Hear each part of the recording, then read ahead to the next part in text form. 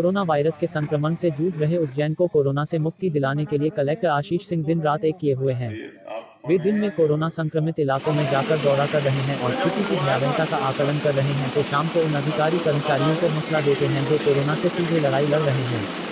शुक्रवार की शाम उन्होंने नानाखेड़ा स्टेडियम में कोरोना संक्रमित क्षेत्रों में जाकर सैंपलिंग और सर्वे का काम कर रहे कर्मचारियों अधिकारियों की बैठक ली। उन्हें आवश्यक दिशा निर्देश दिए कि उन्हें कैसे सैंपलिंग करनी है, कैसे कॉन्ट्रैक्ट ट्रेसिंग करनी है और कैसे और किन लोगों को होम क्वारंटाइन कराना है। VVS Sengar city channel Ujjain. आप कौन है इसका? और सैंपल लेने वाली टीम है। कई बार ये देखा गया है कि कोरोना के जो सैंपल्स लिए जाते हैं उनमें कुछ त्रुटियां रहती हैं, जिसमें कुछ हल्के फुल्के रिजेक्शंस भी होते हैं। तो इसके लिए आज सभी सैंपल की टीम्स को बुलाकर एक बार फिर से ट्रेनिंग दी गई, उनको अवगत कराया गया है कि कहाँ कहाँ पे क्या क्या गलतियाँ होती हैं और उनको बता दिया गया है जिससे वो गलतियाँ रिपीट ना हो और सैंपल्स की इससे जो गुणवत्ता है वो अच्छी होती है और उसकी सत्यता बढ़ जाती है। उसमें कहीं कोई फॉल्स पॉजिटिव फॉल्स नेगेटिव आने की संभावना नहीं रहती है।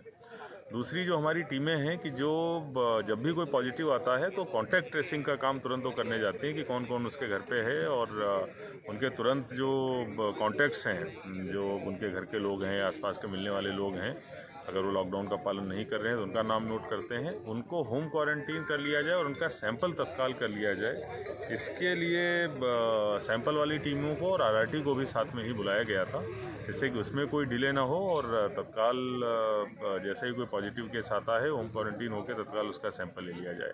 तो इस तरीके से पूरी की पूरी व्यवस्था को हम लोग इस तरीके से करने का प्रयास कर रहे हैं कि जैसे ही कोई पॉजिटिव केस आता है होम क्वारंटीन भी हो, तत्काल उसको सैंपल भी ले लिया जाए। सैंपल भी हमारे इस तरीके से हमने व्यवस्था कर दी है कि मैक्सिमम 36 घंटे के अंदर अब आने शुरू हो गए हैं।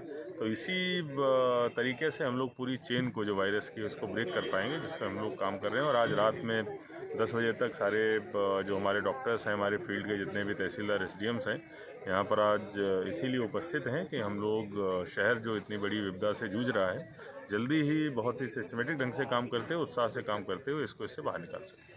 सर, शहर के लिए कोई मैसेज देना चाहेंगे सर, क्योंकि पब्लिक बहुत डरी हुई है सर? देखिए, मैं शहर को एक ही मैसेज देना चाहूँगा, डरने घबराने की आवश्यकता नहीं है, बस सावधान रहने की आवश्यकता है।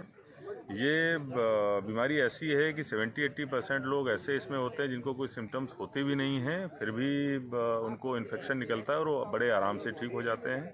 इसमें जो मृत्यु होती है या हालत गंभीर होती है, केवल 2 परिस्थितियों में होती है। या तो एक बहुत ही कोई जो दूसरी बहुत ही गंभीर बीमारी, जिसमें कि हार्ट की बीमारी हो गई, डायबिटीज़ की बीमारी हो गई, जिसका बहुत गंभीर अवस्था में जो दूसरी बीमारी हो, उसके साथ साथ ही अगर बीमारी हो जाए तब थोड़ी दिक्कत होती है। या फिर जो बहुत लेट प्रेजेंटेशन होता है कि हमने दिखाया ही नहीं और जब तक 7-8 दिन का समय व्यतीत हो जाता है तब तक फेफड़े आदमी के बहुत ज़्यादा ख़राब हो जाते हैं। इन 2 कारणों से आदमी की स्थिति, मरीज़ की स्थिति गंभीर होती है, मृत्यु का कारण जो है वो ज़्यादा वो होता है, बनता है। इसलिए इन दोनों चीज़ों से बचने की हमको आवश्यकता है। जैसे ही कुछ सिम्टम्स होते हैं आगे आएँ। हमारी सर्वे की टीम्स आपके यहाँ पे घूम रही हैं, हमारे हॉस्पिटल्स हैं, इनको तत्काल अवगत कराएँ। अगर हमें लगता है कोरोना है, हम सैंपल लेके आपका अच्छा इलाज करेंगे। हॉस्पिटल्स में भी अगर बात करें तो RD-गार्डी के अलावा हमारे पास में आज अरविंदो का जो है वो एक विकल्प है, हमारा जो PTS का CCC कोविड केयर सेंटर है उसका विकल्प है। ट्रॉमा सेंटर भी हमारा अगले 6-7 दिनों में चालू हो जाएगा। तो इलाज बहुत अच्छा हो रहा है और अगर मैं बात करूं तो लगभग अगर 200 के आसपास लोग हमारे पॉजिटिव हैं तो उनमें से 60 के आसपास लोग डिस्चार्ज भी हो चुके हैं, ठीक भी हो चुके हैं, रिकवर भी हो चुके हैं। तो ये दिखाता है अगर हम लोग जल्दी अपने सिम्टम पहचान लेते हैं और